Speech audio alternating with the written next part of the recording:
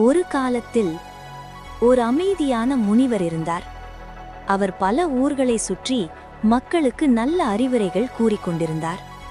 ஒரு நாள் அவர் ஒரு பெரிய தலைநகரத்தின் வழியாக நடந்து சென்று கொண்டிருந்தார். அந்த நகரம் மிகவும் அழகாக இருந்தது. பெரிய சந்தைகள், மகிழ்ச்சியாக பேசும் மக்கள், குழந்தைகளின் சிரிப்பு, எங்கும் சந்தோஷமான சூழல். அதை பார்த்த முனிவர் மெதுவாக புன்னகைத்தார். அப்போது சாலையில் ஏதோ ஒன்று ஒளிர்வதை அவர் கவனித்தார். அவர் கீழே பார்த்தார். அது ஒரு தங்க நாணயம். முனிவர் அதை எடுத்து பார்த்தார். ஆனால் அவர் எளிய வாழ்க்கை வாழ்பவர். பணம், பொருள் எதுவும் அவருக்கு தேவையில்லை. இந்த நாணயம் எனக்கு தேவையில்லை. ஆனால் இதை ஒரு ஏழை மனிதருக்கு கொடுத்தால் அவருக்கு உதவியாக இருக்கும் என்று அவர் நினைத்தார். அந்த எண்ணத்துடன் முனிவர் அந்த நகரத்தின் தெருக்களில் நாள் முழுவதும் நடந்தார். ஒரு ஏழை மனிதரை தேடினார். ஆனால் அவர் பார்த்த எல்லோரும் மகிழ்ச்சியாக இருந்தார்கள். ஒருவர் தனது கடையில் வேலை செய்து கொண்டிருந்தார். ஒருவர் தனது குடும்பத்துடன் சிரித்துக் கொண்டிருந்தார். குழந்தைகள் தெருவில் விளையாடிக் கொண்டிருந்தார்கள். அதை பார்த்த முனிவர் ஆச்சரியப்பட்டார்.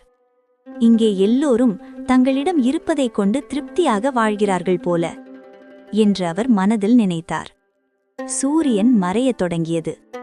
அந்த நாணயத்தை யாருக்கும் கொடுக்க முடியாமல் முனிவர் நகரத்தின் ஓரத்தில் ஒரு பெரிய மரத்தடியில் அமர்ந்தார். அங்கேயே அந்த இரவை கழித்தார். அடுத்த நாள் காலை சூரியன் மெதுவாக உதித்தது. முனிவர் எழுந்து அமைதியாக தியானம் செய்து கொண்டிருந்தார். அப்போது திடீரென்று ஒரு பெரிய சத்தம் கேட்டது. முரசு சத்தம், குதிரைகளின் கால் சத்தம், வீரர்களின் அணிவகுப்பு. ஒரு பெரிய படை நகரத்தை விட்டு வெளியேறிக் கொண்டிருந்தது. அது அந்த நாட்டின் மன்னரின் படை. மன்னர் மற்றொரு நாட்டை வெல்ல போருக்கு செல்ல தயாராக இருந்தார். சாலையில் நின்ற முனிவரை மன்னர் கவனித்தார். உடனே அவர் கட்டளை கொடுத்தார். படையை நிறுத்துங்கள். படை உடனே நின்றது. மன்னர் குதிரையிலிருந்து இறங்கி முனிவரிடம் வந்தார். அவர் மரியாதையுடன் தலை குனிந்து கூறினார், மகானே, நான் என் நாட்டை இன்னும் பெரியதாக மாற்ற அருகிலுள்ள மற்றொரு நாட்டை வெல்ல போருக்கு செல்கிறேன். எனக்கு வெற்றி கிடைக்க நீங்கள் ஆசிர்வதியுங்கள். முனிவர் சில நொடிகள் அமைதியாக இருந்தார். பின்னர் தனது கையில் இருந்த அந்த தங்க நாணயத்தை எடுத்தார். அதை மன்னரிடம் கொடுத்தார். மன்னர் அதை பார்த்து குழப்பமடைந்தார். ஒரு நாணயமா என்று ஆச்சரியப்பட்டார். சிறிது எரிச்சலுடன் கேட்டார், முனிவரே, நான் ஏற்கனவே இந்த நாட்டின் செல்வந்த மன்னர்களில் ஒருவன். இந்த ஒரு நாணயம் எனக்கு ஏன்? முனிவர் அமைதியாக புன்னகைத்தார். பின்னர் மெதுவாக கூறினார், மகாராஜா, நேற்று உங்கள் நகரத்தில் இந்த தங்க நாணயத்தை கண்டேன். எனக்கு இது தேவையில்லை. ஆகவே இதை ஒரு ஏழை மனிதருக்கு கொடுக்க நினைத்தேன். நான் நாள் முழுவதும் உங்கள் நகரத்தின் தெருக்களில் நடந்தேன். ஆனால் யாரும் ஏழையாக தோன்றவில்லை. அவர்கள் எல்லோரும் தங்களிடம் இருப்பதைக் கொண்டு மகிழ்ச்சியாக வாழ்கிறார்கள். அதனால் இந்த நாணயத்தை கொடுக்க யாரையும் நான் கண்டுபிடிக்க முடியவில்லை. மன்னர் அமைதியாக கேட்டுக்கொண்டிருந்தார். முனிவர் தொடர்ந்தார், ஆனால் இன்று ஒருவரை நான் கண்டேன்.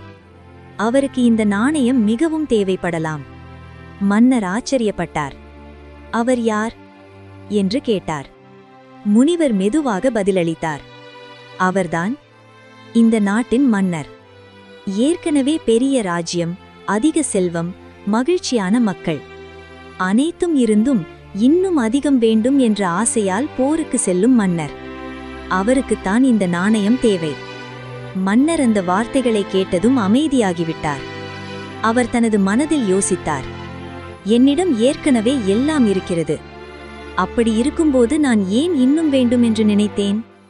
சில நொடிகள் கழித்து மன்னர் தனது படையை நோக்கி திரும்பினார். படை வீரர்களே, நாம் திரும்ப அரண்மனைக்கே போகலாம் என்று அறிவித்தார். அனைவரும் ஆச்சரியப்பட்டார்கள்.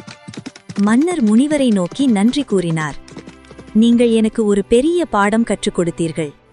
அந்த நாள் முதல் அந்த மன்னர் அமைதியாகவும் நியாயமாகவும் தன் நாட்டை ஆட்சி செய்தார். கதை கூறும் நெறி: நம்மிடம் இருப்பதைக் கொண்டு திருப்தியாக இருக்க கற்றுக்கொள்ள வேண்டும். ஏனெனில் உங்களிடம் இருக்கும் சில விஷயங்கள் வேறு ஒருவரின் கனவாக இருக்கலாம்.